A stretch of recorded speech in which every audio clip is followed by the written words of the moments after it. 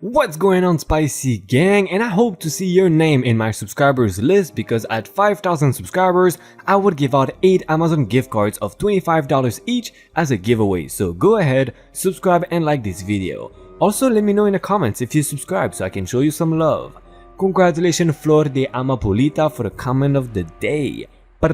The reason I stopped working. I just found this subreddit literally this morning, and I person this happens to. Anyways, I used to work 2 jobs, as a trainer at a movie theater and one as an assistant manager or supervisor of a frozen yogurt shop. This particular incident happened at the movie theater and still gives me traumatic flashbacks. It almost been 2 years to the day it happened. It was Christmas Day and we were open at the theater. Because we are one of the few stores open that day, it is usually the busiest day of the year for us. And that day was no exception. We were expecting around 5,000 guests that day. Normally, on a busy Friday, we get around 800. So we were in full-on battle stations ready mode. And to make matters worse, the latest kid movie had just been released. I think it was Frozen, but my memory here fails me. So we were packed even at 9:15 AM for the first showing. My theater was very unique in the fact that it had a dine-in theater dining concept. It was the only one with such a concept at the time, as the other theater in the area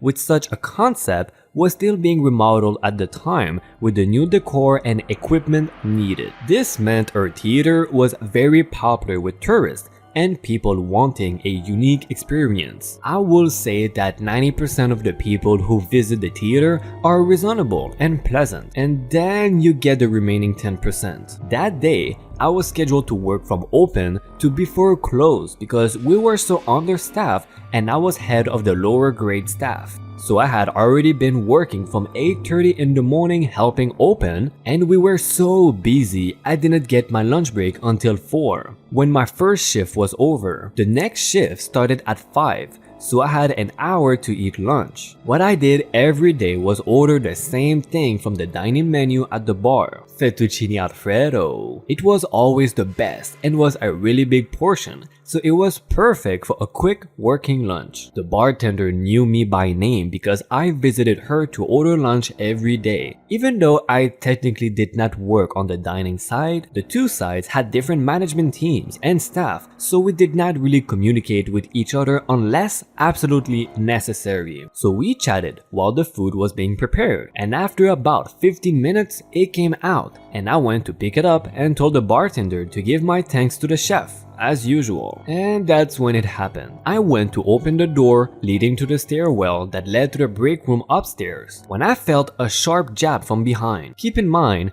I was still in uniform because I was no longer on the clock, so if someone wanted help, I could not help them unless I get in trouble for it. Enter rude entitled Beach, RB. Typical older lady with that trollish look that we all have come to know and love. She gets right in my face after jabbing me with her acrylic nail and shouts, literally, "Excuse me, aren't you supposed to be working?" "I'm sorry ma'am, I'm off the clock and I'm on break now. Why don't you go to the guest services desk and I'm sure they will..."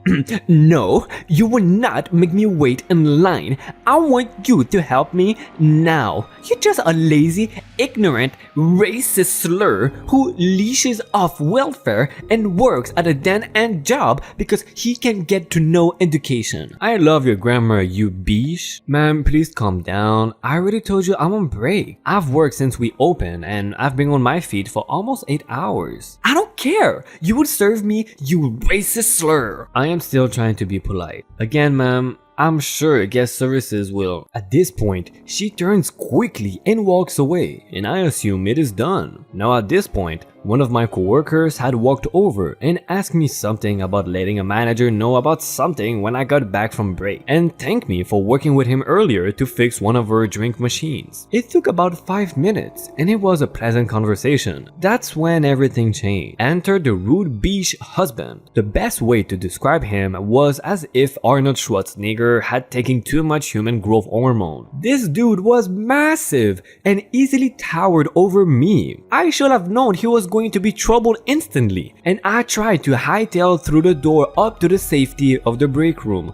But they saw me and it was too late. There's the racist slur who will not help me. The man walks up and both of them get squarely in my face before I can enter the correct code to open the door to head up the stairs. Just who do you think you are, choosing not to serve my wife and me? Sir, as I told your wife, I cannot help people while I am off the clock. I am on break now. You are more than welcome to go to the guest services and take care of your needed business there, but I cannot help you as I would get in trouble. I don't care if you will get in trouble. You are nothing more than someone to serve me. Serve me now. This went on and on an infinite number of loops until suddenly it happened. Apparently, the man snapped, and as I turned and walked away to get to the doorway of the stairs, he yanked the back of my shirt and pulled me down. I landed squarely on my right shoulder and broke the collarbone. The pain was intense, but the worst part was the bowl of Alfredo that I was carrying flew into the air and landed all over me. My face, my body, everything. I started yelling for the security guard we had to help, but he was on the other side of the lobby and had to fight through people to detain this asshat. Then he starts stepping on my face and his wife starts kicking me. At this point, people are rushing over trying to stop this Terminator on steroids from destroying and crushing me into a pulp. After the second step, I felt my jaw give way, broken. From then on, I could barely speak, and the break was so violent that it ruptured an artery in my face. So not only do I have a jawbone precariously hanging from the torn muscle and tendon, but with every heartbeat, I was bleeding out into the lobby. Eventually, after what seemed like an eternity, the security guard managed to restrain the man with the help of like 10 people, and one of the bystanders called 911 as he put pressure on my mouth trying to stop the bleeding. The two instigators tried to escape, but people did not let them. The cops were quick and arrived within 5 minutes. I blacked out after that. Apparently they were arrested and I was in the hospital for 3 months. In a coma for 2 weeks. My jaw still is disfigured and my shoulder never healed properly. This is where the story sucks though. I took them to court, obviously to pay for the damages, but the judge dismissed my case, saying not enough evidence. Despite the pictures of the wounds and crime scene, we had no CCTV at the time. Now we do. So there was not any of that. My lawyer and I agreed that the judge was probably bribed, as the lady and her husband seemed very well off and wealthy. So now I had to foot the almost $1 million bill because with my job I had no insurance. I am still paying off what I can, but I am fighting for a mistrial and getting a second trial. Apparently, according to the police, the two troublemakers have left the country. I'm sorry if this is not proper to post here, but I just thought I'd share my story because it is part of my process to get over the incident. I still cannot go to a movie theater without having some sort of panic attack. At least, the scars look menacing, like I'm some sort of tough guy. Thank you so much everyone for the kind words. I really appreciate it as this is my first time on Reddit and I was unsure if I should have posted my story. Please know that for every upvote and comment, you are validating my decision to share. And like I said earlier,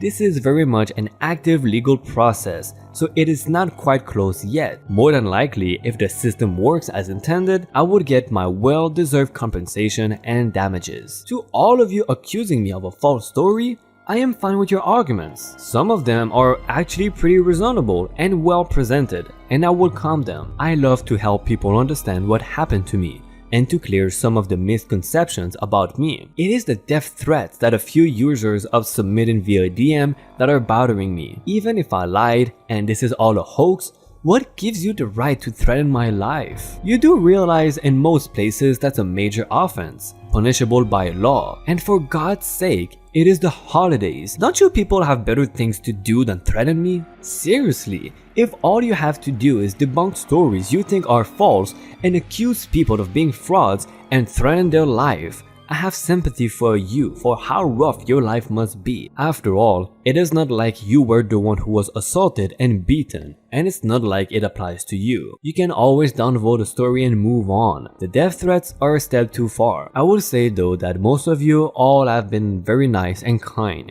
regardless of what you might think of the validity of my story. You said there was no CCTV and there was not enough evidence, but what about the witnesses? You said there was a lot of people.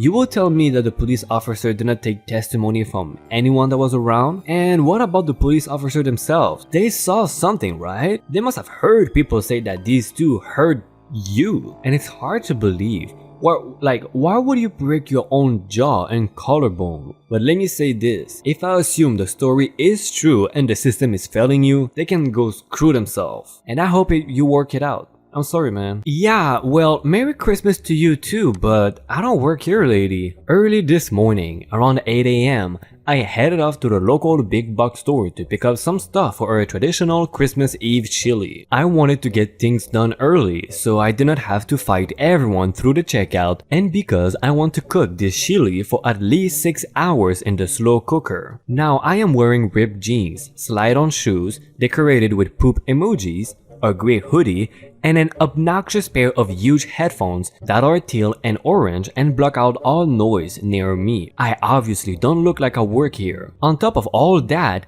this is the first holiday season I've had a real 9 to 5, Monday through Friday office job. I haven't had to deal with a customer all season. I have not had to pretend to be nice once. It has been so amazing. I round the corner to the aisle with the beans, and a lady nearly slams into me with her buggy. She glares at me, but I smile since she did not hit me and it was her damn fault. I am not going to apologize. I see her out of the corner of my eye wave her hand. As I am standing there, trying to decide which beans go with my chili, kidney and pinto, it's always kidney and pinto. I suddenly feel a sharp yank against my head and my podcast stops playing. She is beside me and ripped the wires out of my headphones. Now, my headphones were designed to break away. But seriously, she does not know that. She just ripped the wires out of them. I turned toward her. Can I help you, lady? I'm not normally this rude, but she's being rude. Broke my headphones, and I have not had coffee yet. I am not a morning person. It is about time you paid attention to me. You almost hit me when I tried to stop you a moment ago. I need to know where. Lady, I don't work here. And if you put your hands on an employee like that, you better be prepared to draw back a nub. You can't just go putting your hands on people or their things. Well, you just have a Merry Christmas. As I snapped the wires back in my headphones, I look at her and said, to you too, lady, I hope you get exactly what you deserve. It is still staggering to me. They think that because someone works there, it is okay to lay hands on them. Employment status does not change a damn thing. Forgive me, for I also have sinned. I was out shopping with my significant other the other day and we walked into a local sports shop because I needed to pick up some new trainers for the gym. I never usually go into this shop as it is quite pricey, but as I got a nice pay raise at my job, I thought I would pick up something a little more durable. And as I had not been in these for years, I kinda forgot what the employee's uniform looked like as they changed them quite a lot. A lot of the time, they will be in plain sporty clothes with a name tag on. I spotted a nice pair of Nikes that I wanted in a size 9, so I went off to find an employee. I could not see any, but then I spotted a girl who was dressed in an Adidas original tracksuit helping a woman with a pair of shoes. So I assumed she was a worker. I sauntered up to her feeling confident and this conversation ensued. Excuse me, do you work here? The poor girl had a sheer look of shock on her face and surprise and responded with, hell no, do I work here? I probably went 50 shades of red with embarrassment, put my hands up and said sorry. My significant other was killing herself with laughter as we heard the girl talking to the woman she was helping in my eyes. Turns out, it was her mother. I feel bad for assuming she worked there just for being dressed in a tracksuit. Forgive me, father of retail, for I have sinned. Before you go away or enjoy my playlist of I Don't Work Here Lady videos, remember to subscribe to have a chance in winning one of the 8 Amazon gift cards I will give when we reach 5,000 subscribers mark. So thank you for your support and hopefully you can help me create better videos with your likes and comments. Bye bye.